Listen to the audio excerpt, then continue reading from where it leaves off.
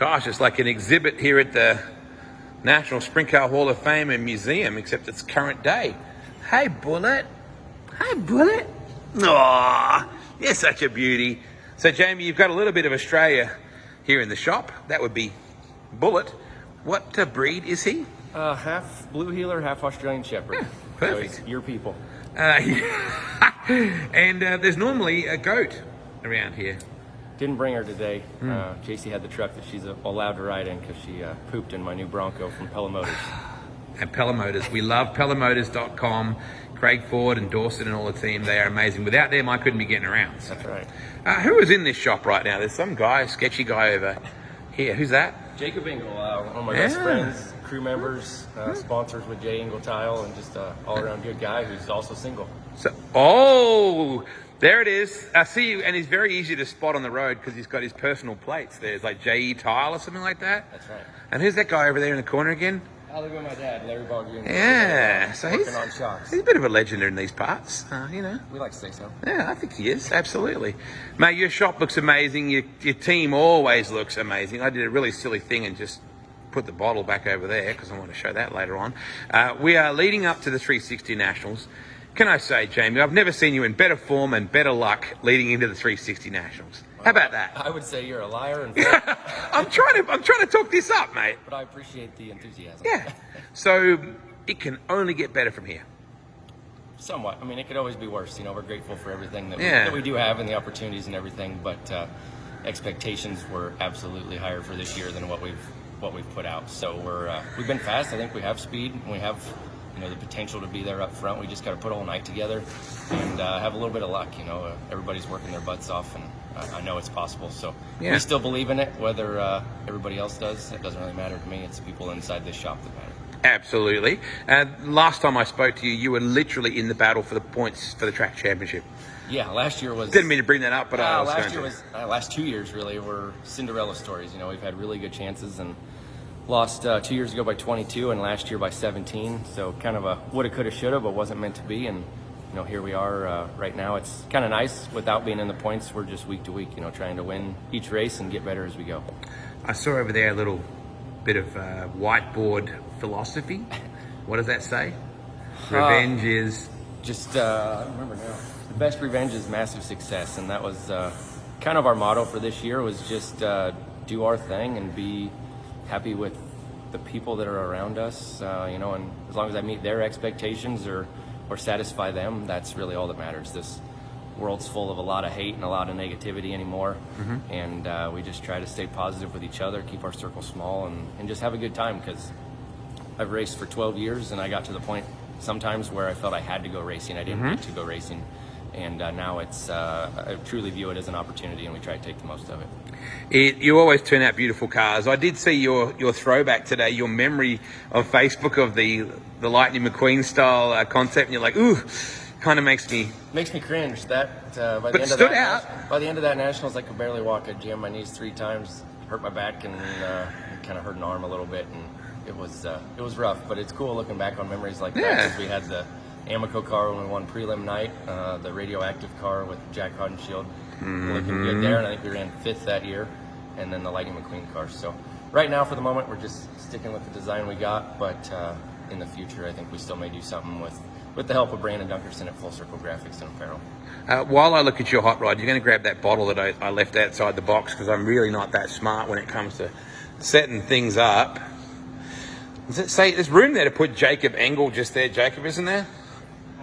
Always. This is such a great looking hot rod, and through the wonders of television, inside that hot rod is your very own Methanol Moonshine custom bottle. I love that you got your logo on the back there, and it reminds me a bit of Remember the Titans, the lightning bolt through there. The name is Nawanda, Neil.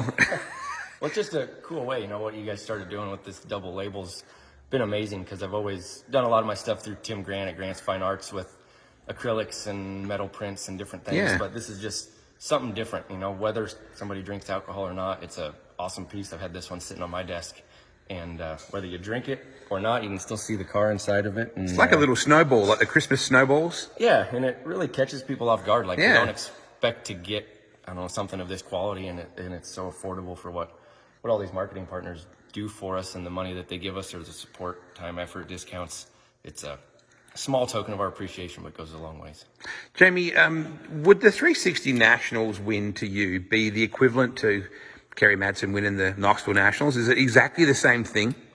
Yeah, because I'm a logical, realistic person. I'm not going to win 410 Nationals. I'm a little bit older now, and I don't do it for a living, and I have zero aspirations to do it for a living. I'm a Knoxville kid that grew up here my whole life just dreaming to win one time, and I've made that right turn 10 times. So I'm happy with my career, but also still got a lot to accomplish and a lot to prove, and I think we're capable. We just need to put a whole night together and just have a little bit of luck. You know, I know Kyle Larson and all the good guys are going to be there, and they've got, you know, just as good a cars as I do, and they race a little bit more, but I grew up at Knoxville, and it's where I want to be. How much of a factor is luck, or do you just make your own? Which do you believe? A little bit of both. I mean, I think you definitely make your own luck by being prepared here in the shop and having everything good and ready to go, and, you know, doing your homework and watching race tape and just racing and kind of believing in yourself. But I also think a little bit of luck, whether it be pill draw for qualifying night or, you know, on a local show or whatever, the invert at the end of the night. I've been top point guy, and the invert's 8, and I've been 8th, and the invert's 0. So it just track position in 360 seems to be pretty important, especially these days with, gosh, the talent level at Knoxville in the 360s is unmatched to any year. You know, with Garner and McCarl and Reitzel and Haferteep and Henderson and Brown and Jewell and other 410 guys stepping down. I mean, it's hard to beat them if you don't start in front of them. So I think definitely a little bit of luck. Hey, Bullet, what's going on, buddy? Aw. No dogs were harmed in the making of this promo. The car looks sweet, mate. Let's talk really quickly. I just caught a look inside the... There's that. What's with the paws there inside the... Oh, Alf, my dad's Great Dane, passed away about a year ago. And so we put that on the car. It was pretty terrible. It was, I think, literally like the day before we actually raced. So he's kind of like Bullet, kind of was our team mascot, and we always laugh. People from around the world knew him. We'd be walking through a pit area in Arkansas, and some random person, Paul Sides actually, was yelling Alf, and you know, took him over to see him, and he's such a big dog, and man, if we had $1 for every time somebody said, you put a saddle on that thing and ride it, we'd probably be able to fund this whole operation. But he's definitely missed. That is super cool. I love this. I love what you always bring to it, Jamie. You always bring a really personal connection to what you do, and you know, it's always about people. This sport, you and I talk about it a lot. It's always about people, not about race cars. It really is. You know, some of the best people and best friends that I have, I met through racing. You know, you kind of fall out of touch with some of the people from high school and whatever. And you get people like Jacob and Brandon and Matt that we all share a common interest, and we all want to be at the same place doing the same thing, you know, and everybody's got their role, and everybody's important. You know, I've got a bunch of tires here that Jake's prepared, and couldn't do it without him. You know, I've got stuff that I got to take care of throughout the day, and whether it be them or, you know, sponsors like my in-laws, Rams Motorsports, or Accurate Machine Works, to Dylan and James Nicholson, Randall Roofing, Slideways, Mike Kleck. You know, good story, Mike Kleck. I sold him from Port Royal, Pennsylvania.